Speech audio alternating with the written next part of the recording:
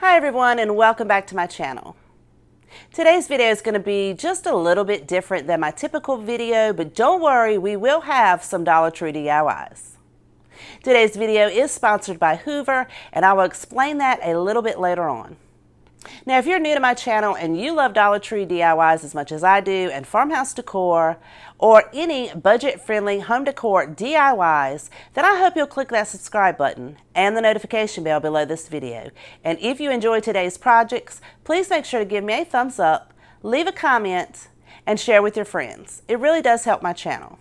To all my current subscribers, thank you so much. I truly do appreciate each and every one of you. Now, the area above the love seat that I'm sitting on right now has been bare for quite some time, and I wasn't quite sure exactly what I wanted to put there. One of my sweet subscribers named L'Oreal sent me a photograph of a beautiful clock. Now, when I saw this, I instantly knew this was the piece that I wanted to go above my love seat. She asked me if I had previously made anything like this or if I could. So I thought I would give this a try. Now, I have some previous DIYs that I made that I think will go perfect with this clock. They just need a little freshening up for the fall. We're going to get started on that project first. Don't forget to wait around to the end of the video so that I can show you how I decorated my living room for the upcoming fall season. So we're starting off with these pallet wall decor DIYs that I previously made. They are made using mostly items from Dollar Tree, and I will have a link to this video in my description box below if you would like to see exactly how I made these. To freshen these up for the fall, I'm using some bouquet picks from Dollar Tree, and I'm going to clip all of these stems off the bundle, and I will use one bundle for each of the pails. I thought that these would go perfectly with the design piece in the pallet wall decor because of the green and the brown and the white colors in this bouquet. I will also use some of the wheat bundle from Dollar Tree, and I will remove the yellow leaves from this and cut those stems down. I'm just going to put 2 in each of the buckets, as well as one of these berry picks that you can find in 5 in a pack at Dollar Tree. Now, I love how these turned out. I think they're very beautiful, and I think they're going to go really well with my clock. So if you are a pet owner like I am and your animals love to lay all over the furniture and you have carpet, you know how quickly that can get dirty. So when Hoover sent me the Smart Wash Pet Complete, I was pretty excited to give this a try. They also sent in the box a spot chaser and a deep clean and neutralizing cleaner, as well as the attachment for your upholstery and your carpeted stairs. Now, I will give you my honest opinion of this. It is very easy to put the solution in. It has a spot chaser as well as the solution for the carpet and your clean water and your dirty water. So the first thing you're going to want to do is vacuum your floor very thoroughly and pre-treat any stubborn stains that you may have and let that sit for about 10 minutes. Now, this piece is so easy to use. As you push it forward, you don't have to spray anything. It automatically dispenses the water and solution and washes it. And as you pull it back, it dries it. It extracts that water and dries the carpet for you. Now, if your floor still feels a little damp, all you have to do is press the dry only button, and you can go back over your carpet and pull any more water out, and it will extract that and dry it. And it works very well. It's very lightweight, and I am thoroughly impressed with this. I mean, look how dirty that water is. I didn't even realize my carpet was that dirty. So thanks to the Hoover Smart Wash Pet Complete, I think I can get a few more years out of this carpet. It turned out really nice. So I want to thank Hoover for sponsoring today's video and also let you know how easy this is to clean. What I love about this is you can pop that top piece off and really thoroughly clean that out, as well as the roller brushes. So you guys, let's get started on our clock project using 2 of these signs from Dollar Tree. We're going to remove the tags as well as the hangers and sand everything down nice and smooth. I also sanded the sides because they were a little rough. Then I'm going to flip them over and use my square so that I can attach the 2 pieces together using some regular craft sticks. I'm going to attach one at the top and one at the bottom, right where the two sides meet, but you want to leave a space right in the middle so that you'll be able to put your clock mechanism. This is just to hold everything together and square as we create our frame for the outside. I'm taking the side measurements, which end up being 14 inches on each side, and I'm using some of these paint stir sticks from Walmart. They come 3 in a pack for 97 cents. I will mark the measurements for my side pieces and use my handsaw to cut those down. Also make sure that you sand it so everything's nice and smooth.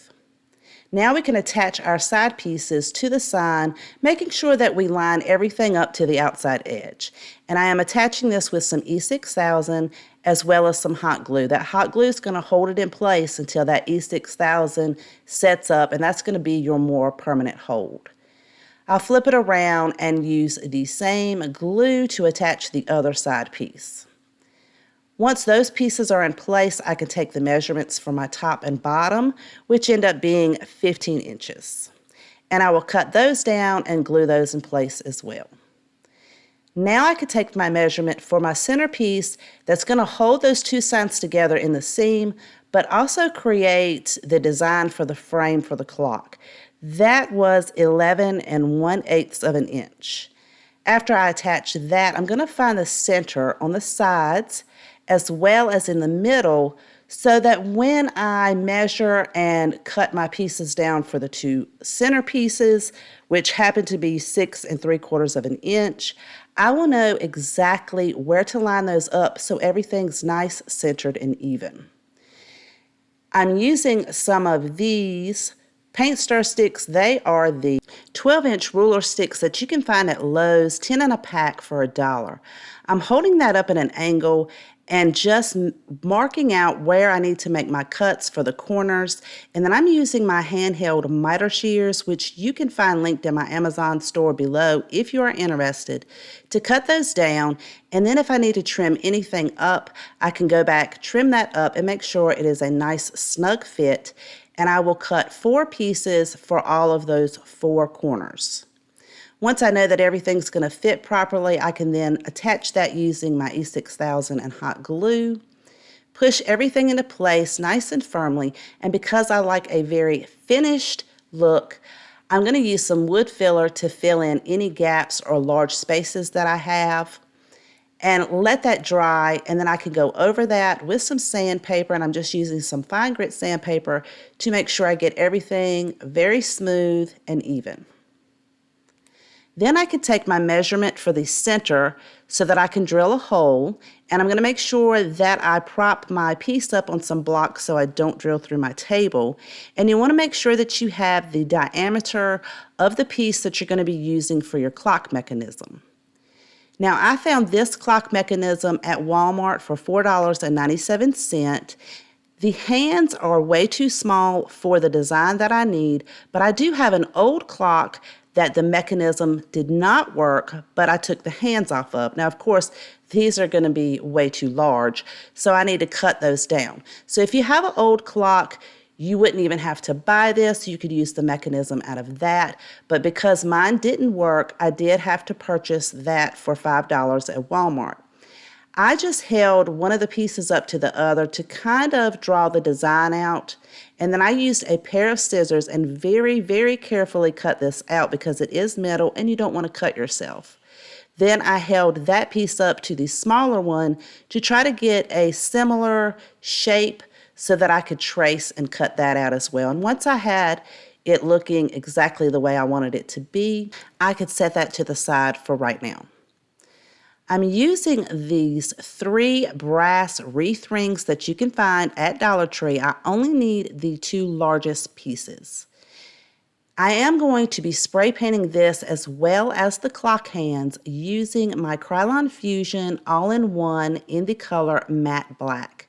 I gave each side a coat to make sure that all of the color was consistent and you couldn't see any of the brass or the gold from the clock hands. Now, if you cannot find these brass rings at Dollar Tree, another alternative is to use this 14-inch wreath ring form and use the inner one as well as the third one, and cut that off with your wire cutters, and they will be a very similar size as the brass rings. They won't be exact. I'm using 7 of the tumbling tower pieces as well as some wood glue and hot glue, and I'm going to glue these end to end, and I'm using my straight edge to make sure everything stays lined up and straight.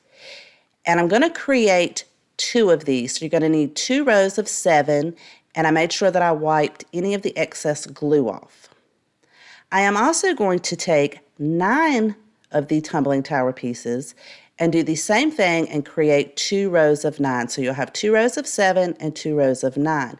This is going to become the back part of the frame.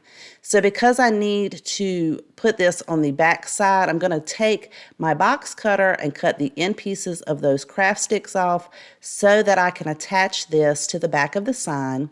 This is going to give it more of a very completed look.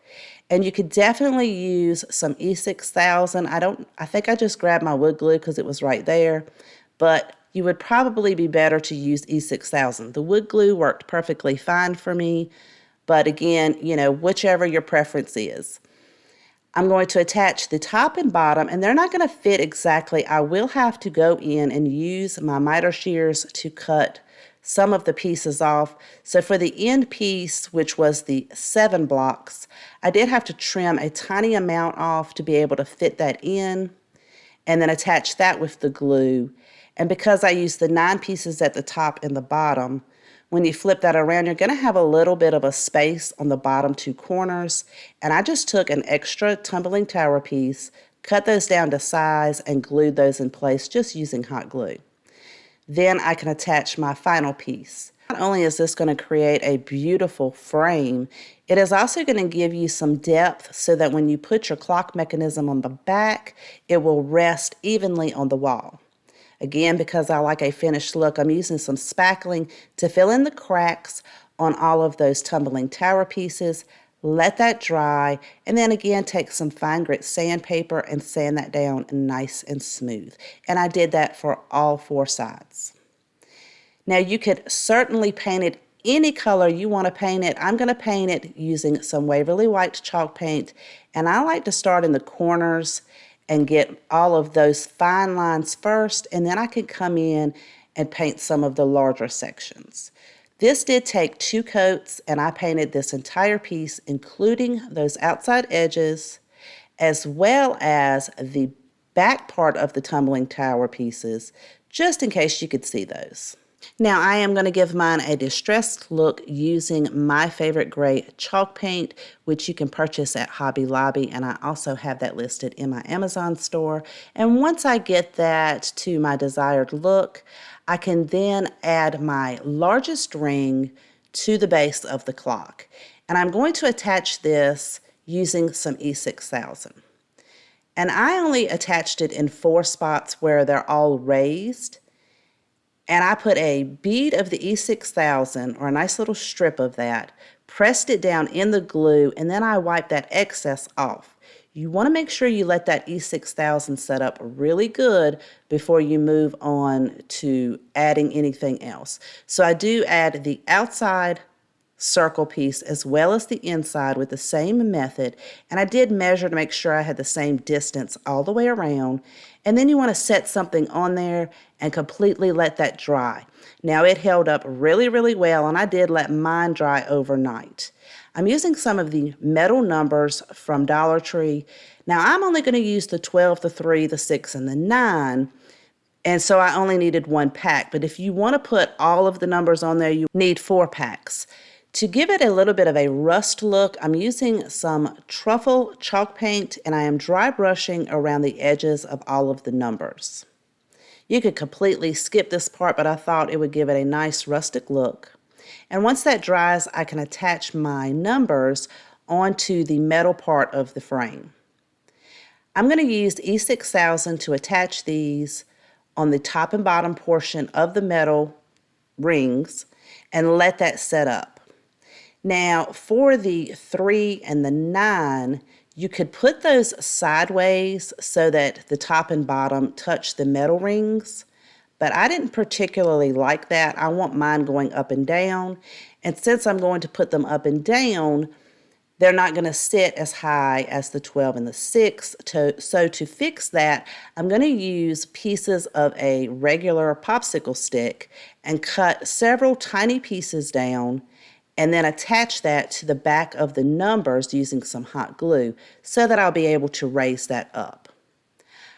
To disguise it a little bit, just in case you could see parts of that from the side view, I will paint those in the white chalk paint. And I'm going to do the exact same thing for the number 9. After all of that paint dries, I can then attach these to the base of the clock using E6000. Again, you will want to make sure that you let your glue set up so that your numbers don't move around. Now, I am completely happy with just having the 12, the 3, the 6, and the 9, but another option instead of adding all the numbers is you could cut down some of the smaller popsicle sticks to the length of the width between the 2 rings, and you could paint those and add those in for the numbers. That is just an extra option. Now it is time to add my clock mechanism and my hands. This is how they look after they have been painted, and mine just snap together. And because my mechanism center is not the correct depth of my sign, I am going to have to use some hot glue to attach this to the back because I won't be able to put that nut on there that they typically have, and that's what holds it in place. So that is why I'm using the hot glue. But if you have a different mechanism, you probably should not have to use the hot glue. So I could put that rubber washer on there, add my hands, and then put that tiny centerpiece that holds it all together. And I thought that my hands were just a little too dark. And to kind of blend that in with the clock, I went over those with the truffle chalk paint. And now I can add my battery and set the time, and I have a functioning clock, and I think it turned out really beautiful. I am very happy with how this piece turned out. And now I'm going to hang that up right above my love seat, and then I can hang up each of my pallet wall decor pieces on each side. And I think they turned out really, really beautiful. I also brought in my blanket ladder, which this is another DIY, and I will have that blanket ladder video in my description box below too, if you want to see how I made that. I think all of these pieces turned out so beautiful. I love how everything turned out. I hope you guys enjoyed today's video, and if you did, please make sure, let me know what you think in the comment section down below. And if you are interested in a hoover, don't forget I'll have that link in my description box if you guys want to go over there and check them out. Thank you so much. Please take care, and I will see you guys next time.